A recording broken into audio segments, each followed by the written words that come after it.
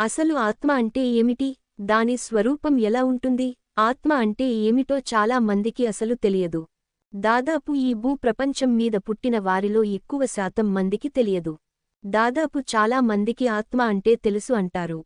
అది ఏమిటి అంటే కొందరు దయ్యమని మరికొందరు భూతమని ఇలా దానికి లేని రూపాలను దానికి లేని తోకలను తగిలిచ్చి నిజమైన ఆత్మ స్వరూపాన్ని ఆత్మ యొక్క అర్థాన్ని చివరకు ఒక వ్యర్థ పదంగా మారుస్తున్నారు. ఇది అజ్ఞానపు ఆలోచన. ఎవరో ఒక తెలిసి తెలియక అన్న ఒక అజ్ఞానపు మాటను పట్టుకొని అందరికీ అదే దాని అసలు స్వరూపం అని చెప్పడం సరికాదు. ఇంకో విషయానికి ఏమిటంటే ఈ ఆత్మ అనే పదాన్ని పుట్టిన ప్రతి ఒక్కరూ వారి నోటి నుండి ఉచ్చరించి ఉంటారు. అజ్ఞానులైతే వారు నిర్మానుష్యమైన రాత్రి సమయాలలో మనసులల్లో భయాలు కలిగినప్పుడు అప్పుడు చనిపోయిన వాళ్లు ఇక్కడే ఆత్మలై తిరుగుతుంటారు అని భావించుకొనినప్పుడు వారి మనసులో ఈ పదాన్ని జ్ఞప్తికి తెచ్చుకుంటారు. కాని ఇది అజ్ఞానంతో ఆలోచించడం. ఈ రాసులవారి జీవితాల్లో అద్భుతాలు జరగబోతున్నాయి. శ్రీకృష్ణుడు ఏం చెప్పారు? ప్రశ్న చిహ్నం. మరి కొందరు సద్గురువుల దగ్గర బోధన తీసుకోవడం వలన లేక వేదాంగాలను క్షుణ్ణంగా చదివి అర్థం చేసుకోవడం వలన అప్పుడు ఈ ఆత్మ అనే పదాన్ని వినని మరియు చదవని వారు ఉండరు.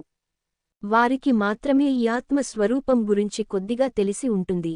ఈ విషయాన్ని ఆ శ్రీకృష్ణ పరమాత్ముడు ఈ విధంగా చెప్పాడు: ఎవరో ఒక మహాపురుషుడు మాత్రమే ఈ ఆత్మను ఆశ్చర్యకరమైన దానినిగా చూచును. మరియొక మహాత్ముడు దీని తత్వమును ఆశ్చర్యకరముగా వర్ణించును.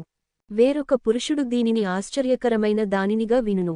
ఆ విన్నవారిలో చూచినవరిలో చెప్పినవారిలో కూడా కొందరు దీనిని గూర్చి పూర్తిగా తెలుసుకోలేరు. ఈ నెల 12 నుంచి ఈ రాసులకు అన్ని ఆర్థిక ఇబ్బందులే. దైవమా, దయ్యమా? నిజానికి ఆత్మ అంటే దైవమా లేక దయ్యమా? ఇది తెలియాలి. మరి ముఖ్యంగా అందరూ తెలుసుకోవాలి. అసలు ఈ ఆత్మ అంటే ఏమిటి అన్న విషయాన్ని మనం క్షుణ్ణంగా తెలుసుకోవాలి. ఈ ఆత్మ అనే పదాన్ని ప్రతి మత గ్రంథంలో లిఖించబడింది. ఈ ఆత్మ అన్న పదం లేకుండా ఉన్న మత గ్రంథమే లేదు. కాని సరిగా దాని అంతరార్థాన్ని తెలుసుకోలేక సమతమవుతూ దాని అర్థాన్ని సరిగా గ్రహింపలేక దానికి నానార్థాలు చెబుతూ చాలామంది వారు అయోమయం అవడమే కాక అందరినీ అయోమయంలో నెట్టేస్తున్నారు. జూలై 16 నుండి ఈ రాసులవారికి మహారాజయోగం. ఎవరికీ తెలియదు. ఈ ఆత్మ అంటే నిజానికి ఎవరికీ నిజంగానే తెలియదు. దీనిని వారి హృదయాలలో సాక్షాత్కరించుకున్న వాళ్లకు మాత్రమే అది ఏమిటో, దాని తత్వము ఏమిటో, అసలు ఈ సృష్టికి మూల కారణమైన శక్తి ఏమిటో తెలుసు. అంతే తప్ప మత గ్రంథాలలోని సూక్ష్మమైన రహస్యాలను సైతం బోధించే వాళ్లకు కూడా అది ఎలా ఉంటుందో తెలియదు.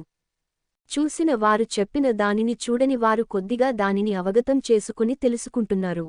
అలాంటి వారికే ఆత్మ సాక్షాత్కారం. ఇదే విషయాన్ని ముండకోపనిషత్తులో ఈ విధంగా తెలిపారు: గొప్ప ఉపన్యాసాలు ఇవ్వడంచేతగాని, చాలా శాస్త్రాల అధ్యయనం చేయడం వలనగాని, ఎన్నో గుడార్థాలు మహాత్ముల వద్ద వినడం వలనగాని ఆత్మప్రాప్తి జరుగదు. ఆ ఆత్మ కోసం హృదయపూర్వకంగా ఆరాటపడి మనననిది ధ్యాసలు చేసే వ్యక్తికే ఆత్మ సాక్షాత్కారం లభిస్తుంది.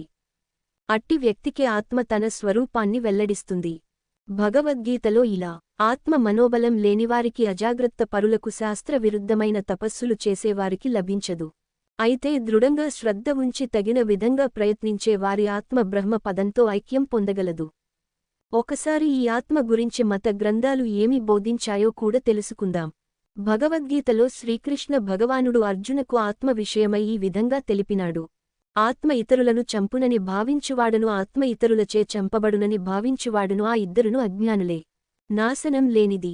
ఏలాగంటే వాస్తవముగా ఆత్మ ఎవ్వరిని చంపదు, ఎవ్వరి చేతను చంపబడేది కాదు. ఆత్మకు చావు పుట్టుకలు లేవు. ఇది జన్మలేనిది, నిత్యము, శాశ్వతము, పురాతనము. శరీరము చంపబదడినను ఇది చావదు. ఈ ఆత్మ నాశరహితము, నిత్యము అనియు, జనన మరణములు లేనిదనియు, మార్పులేనిదనియు, శాశ్వతమైనది, సర్వవ్యాప్తి చెందినది, చలింపనిది, స్థిరమైనది మరియు సనాతనమైనది. ఈ ఆత్మ ఇంద్రియములకు గోచరముగానిది, మనస్సునకు అందనిది, వికారములు లేనిది. అర్ధరాత్రి 2:19 ఉపనిషత్తులు. ముండకోపనిషత్తులో ఈ ఆత్మ గురించి ఈ విధంగా వివరించబడినది: ఆత్మ ప్రకాశం, జ్యోతి స్వరూపమైన ఆత్మ ప్రకాశవంతమణువు కంటే సూక్ష్మం, అంతటా వ్యాపించినది, అత్యంత సూక్ష్మమైనది, సృష్టికి మూలకారణమైనది. అపరిమితమైన జ్యోతి స్వరూపం అయిన ఆత్మ ఊహాతీతమైన బ్రహ్మం ప్రకాశిస్తుంది. అది సూక్ష్మతి సూక్ష్మం, అది ఈ శరీరలోనే ఉన్నది. అక్కడ సూర్యుడు ప్రకాశించడు, చంద్రుడు, తారలు, చుక్కలు వెలుగునీయవు, మెరుపులు కూడా కాంతినీయవు. స్వయం ప్రకాశమైన ఆత్మ తేజస్సు వలన మాత్రమే సర్వము కాంతులను వెదజల్లుతుంది. ఈ ఆత్మ జ్యోతి వల్లనే దేదీప్యమానమవుతూ ఉన్నది. స్వయం ప్రకాశితమైన జ్యోతి స్వరూపమైన ఆత్మను మాటల చేత వర్ణింపలేము. దానిని కళ్ళు చూడలేవు, ఇంద్రియాలు గ్రహించలేవు, కర్మలు విధులు దానిని ఆవిష్కరించలేవు. అవబోధ ప్రశాంతమై స్వచ్ఛమైనప్పుడు అతని ప్రాణమన శరీరాలు సర్వం విశుద్ధి పొందుతాయి. అప్పుడు ధ్యాన నిమగ్నుడైనవాడు మాత్రమే ఆత్మను సాక్షాత్కరించుకుంటాడు. ఆత్మ అంటే ఒక శక్తి. మనం అర్థం చేసుకోవడానికి దానినే ఒక జ్యోతిగా తెలిపారు. అటువంటి శక్తిస్వరూపమైన ఆత్మ దైవమే అవుతుంది. సంపూర్ణమైన ఆ దివ్యశక్తి స్వరూపమైన ఆత్మ జ్ఞానాన్ని గ్రహించి అది మాత్రమే నువ్వు అని తెలుసుకుని కాంతివంతంగా స్వయం ప్రకాశితమైన అటువంటి